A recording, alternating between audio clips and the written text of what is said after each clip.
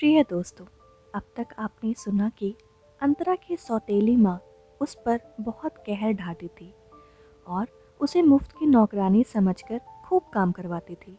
वो किसी भी कीमत पर कभी भी अंतरा की शादी नहीं करवाना चाहती थी, लेकिन रिश्ता लड़के वालों की तरफ से आया था तो वो क्या कर सकती थी। उसे हार कर बात माननी पड़ी थी। अंतरा के पिता केशव जी अपनी बेटी का घर बसता हुआ देखकर बहुत खुश थे और अंतरा सुशांत की दुल्हन बनकर उसके घर आ गई। उसकी जिंदगी का एक नया अध्याय शुरू हो गया था। अंतरा अपनी जिंदगी में सुशांत से जुड़ जाने से बहुत खुश थी। वो शादी के बाद भी नौकरी भी करती और घर भी संभालती थी। शुरू में तो सुशांत के खर्चे राशन वगैरह में खर्च करता, पर धीरे धीरे सुशांत ने घर की किस्त और बाकी खर्चे का भार भी अंतरा पर डालना शुरू कर दिया और खुद की ज़िंदगी में सहूलियतें और सुविधाएं बढ़ाने लगा, जिससे कि वो अक्सर कहीं भी जाना होता तो टैक्सी लेकर जाता, जबकि अंतरा काफ़ी कंजूसी से खर्च करती थी। इसके अलावा सुशांत फ्लाइट से आना जाना ज़्यादा करता था, वो भी बिजनेस क्लास में, जो कि अनावश्यक विलासिता थी और इससे घर का बजट भी डामाडोल होता था। सुशांत की ज़िंदगी में लग्जरी बढ़ती ही जा रही थी और जिम्मेदारियां कम होती जा रही थी, जबकि अंतरा बहुत ही कंजूसी से काम चला रही थी। शादी के पहले जितना पैसा भी वो खुद पर खर्च करती थी, शादी के बाद उतना भी नहीं कर पाती थी। वैसे देखा जाए तो कुल मिलाकर अंतरा की हालत कमोबेश वैसे ही थी जैसे अब तक की जिंदगी वो जीती आ रही थी। खूब काम करना और अपने बारे में ना सोचना और उसके सीधेपन का दूसरों द्वारा फायदा उठाया जाना। कुछ खास नहीं बदला था उसकी जिंदगी में। पहले उसके पैसे लेकर मीना ऐश करती थी और अब सुशांत तरह तरह के बहाने से उससे खर्चे का दबाव बढ़ाता जा रहा था। वैसे शादी के पहले तो उसकी आधी तनख्वाह मीना ले लिया करती थी। घर के छोटे भाइयों की पढ़ाई की और पिता की दवाई के नाम पर मजबूर होकर अंतरा दे दिया करती थी।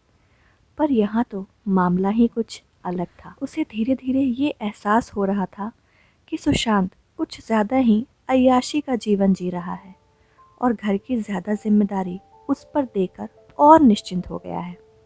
और अंतरा खुद पर कुछ भी खर्च करने से पहले कई बार सोचती थी।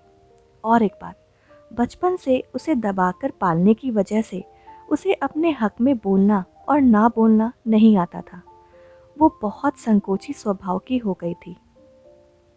रिश्तों को खोने से बहुत डरती थी, इसीलिए रिश्ता निभाने के नाम पर कई बार सब कुछ समझते हुए भी चुप रह जाती थी। पर इस बार उसे अपने पर खर्च करना बहुत ज़रूरी हो गया था। हुआ ये था कि अंतरा के ऑफिस में एनुअल डे था, तो उसे अपने लिए एक सिल्क की महंगी साड़ी और एक पर्स खरीदा। आखिर अब वो कंपनी की सीनियर मैनेजर थी, उसे प्रेजेंटेबल दिखना ज़रूरी था। सामान खरीदकर पार्लर होते हुए जब वो घर आई तो घर में सुशांत का मुंह सूजा हुआ था और सास दुर्गा देवी अलग मुंह बनाए हुए थी और ससुर तो कभी कुछ बोलते ही नहीं थे। अंतरा, तुमने इतना पैसा खुद पर खर्च कर दिया, ये जानते हुए भी कि इस महीने हमारा गीज़र खराब हो गया है और सोफ़ा भी नया लेना है। सुनकर अंतरा चौंक गई। एक तो उसकी अपनी ज़रूरत का सामान खरीदा है और जहाँ तक गीज़र और सोफ़े की बात है, वो तो सुशांत अपने पैसे से भी ला सकता है। फिर सब चीज़ों को लेने पर सारे खर्चे अंतरा के सिर पर ही क्यों मढ़ दिए जाते हैं।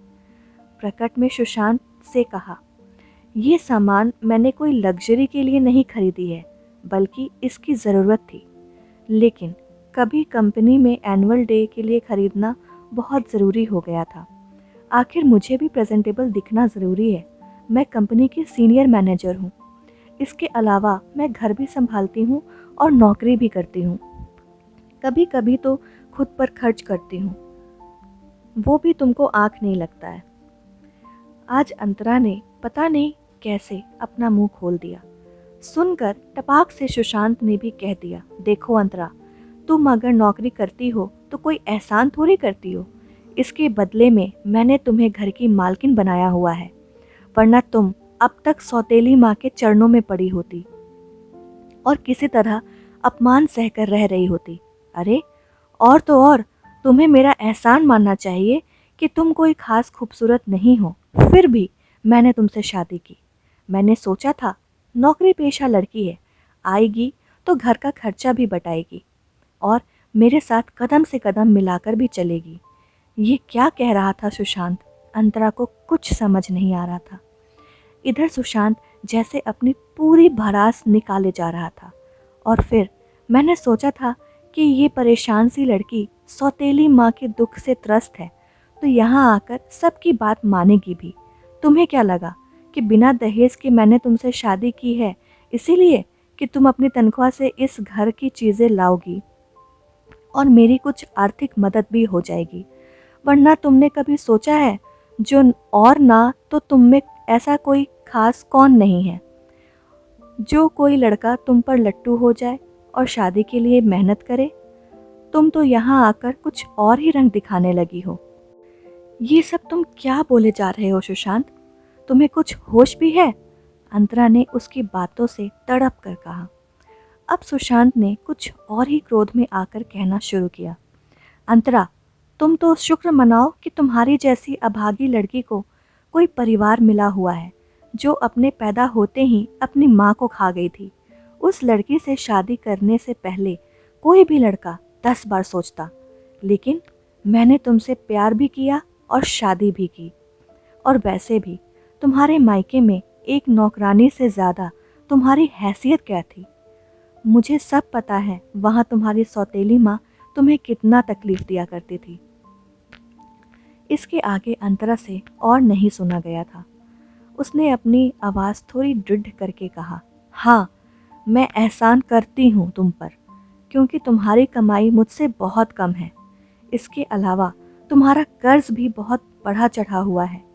घर की आर्थिक स्थिति में हाथ बटाती हूँ और तुमको, तुम्हारे बाबूजी और माँ जी को मैं पूरी इज्जत देती हूँ, लेकिन बदले में तुम लोग मेरे से नौकरानी जैसा सलूक करते हो।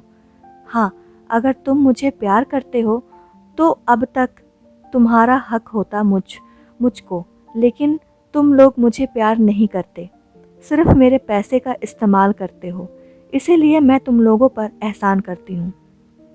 और सुनो, जिस तरह तुम अपनी कमाई अपनी मर्जी से अपने आप पर खर्च करते हो, वैसे ही मेरी कमाई पर मेरा पूरा हक होना चाहिए। अंतरा के स्वर में बहुत दृढ़ थे और बहुत देर तक उस घर में गूंजते रहे थे। ऐसा कहते ही सुशांत शांत हो गया। सास ससुर तो पहले ही दोनों की लड़ाई देख सुनकर अपने कमरे में चले गए थे। सुशांत के मुंह से ये सब सुनकर अंतरा का शरीर गुस्से से कांप रहा था और दिमाग भी काम नहीं कर रहा था। वो सोच भी नहीं पा रही थी कि सुशांत उससे ऐसी बातें भी कर सकता है और सुशांत उसे प्यार नहीं करता, सिर्फ उसने अपने फ़ायदे के लिए शादी की है। उसे यकीन नहीं आ रहा था। जब सुशांत को ये एहसास हुआ कि उसने अंतरा को क्या कुछ नहीं बोल दिया है, तब वो अंतरा से माफ़ी मांगने आया और बोला, मुझे माफ़ कर दो अंतरा, गुस्से में पता नहीं मैंने क्या कुछ तुम्हें कह दिया। दरअसल मैं ये सब नहीं कहना चाहता था जो तुमने सुना, पर मुझे लग रहा है कि तुम शायद अपनी कमाई का रौब दिखा रही हो, या फिर तुम इस रिश्ते को गंभीरता से नहीं ले रही हो। पति पत्नी के खर्चे तो साझे होते हैं ना, पर यहाँ मुझसे कोई गलती हो गई कि मैंने खुद पर ज़्यादा खर्च किया और घर का खर्च तुम पर डालता गया।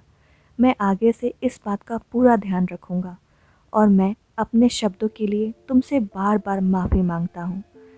सुशांत ने कई बार उससे बहुत माफ़ी मांगी, लेकिन उस वक्त अंतरा उससे कुछ भी सुनने की हालत में नहीं थी। इसीलिए उसने अपने आप को कमरे में बंद कर दिया और पूरे घर में एक सन्नाटा था। और इस सन्नाटे में एक आवाज़ अंतरा के मन में गूंज रही थी कि उसने आज तक अपने हक में आवाज़ नहीं उठाई, अपने बारे में नहीं सोचा, तभी लोगों को आज उसका बोलना बुरा लग रहा है और लोग उसकी शराफत और अच्छाई का फ़ायदा उठाते हैं। अब बहुत हो चुका। अब अंतरा अपने हक के लिए ज़रूर बोलेगी और रिश्ते में सामने वाले से भी ईमानदारी की उम्मीद ज़रूर रखेगी। सुशांत जब माफ़ी मांग कर गया, तभी अंतरा ने इस रिश्ते को थोड़ा सकारात्मक ढंग से सोचना शुरू किया। वरना जिस ढंग से सुशांत ने उसका अपमान किया था, तो उसने तो सोच लिया था कि वो ये घर छोड़कर अब चली जाएगी और ये रिश्ता भी ख़त्म कर देगी। बाद में जब अंतरा ने ठंडे दिमाग से सोचा, तो उससे कुछ कुछ समझ में आया कि कभी कभी इंसान की परवरिश और उसके आसपास का वातावरण भी उसकी मानसिकता को अच्छा बुरा करने में बहुत ही अहम भूमिका निभाते हैं। सुशांत के इस तरह स्वार्थी होने की वजह से उसकी परवरिश भी हो सकती है। और इसके अलावा अंतरा ने तो सुशांत को मन से प्यार किया था और इस रिश्ते को उसने बहुत ही दिल से अपनाया था। शादी से जुड़े हुए रिश्ते और जिम्मेदारियों को उसने बहुत अच्छे से निभाया था और सबसे बड़ी बात कि अंतरा आगे भी इस शादी को निभाना चाहती थी। हालांकि सुशांत के शब्द बहुत चुभने वाले थे, लेकिन वो आगे से ना तो ऐसी कोई स्थिति आने देना चाहती थी और ना ही ऐसा कोई अपमान बर्दाश्त कर सकती थी। अंतरा अब जिंदगी और रिश्ते को अपनी शर्तों पर जीना चाहती थी। किसी भी हाल में उसका स्वाभिमान सर्वोपरि होगा, ऐसा निश्चय करके उसने इस रिश्ते को एक और मौका देने का सोचा और सुशांत से बोली कि सुशांत, तुमने अभी जो भी कहा वो तुम्हें नहीं कहना चाहिए था। पति पत्नी के झगड़े होते हैं, लेकिन उसमें पर्सनल कमेंट नॉट अलाउड। और इसके अलावा धीरे धीरे तुम मुझे समझने की कोशिश करोगे और घर के खर्च में दोनों का साझा होगा। अब हमारे रिश्ते बेहतर बनेंगे। जब हमारा रिश्ता साझा है तो खर्च भी साझा होगा। इसके अलावा अगर दोनों में से किसी की सैलरी बढ़ेगी तो उसका जश्न पूरा परिवार मनाएगा, क्योंकि परिवार में सब एक दूसरे के लिए होते हैं। मैं कोई शर्त नहीं रख रही, पर अगर सही समझो तो दोनों को मिलकर परिवार चलाना होगा।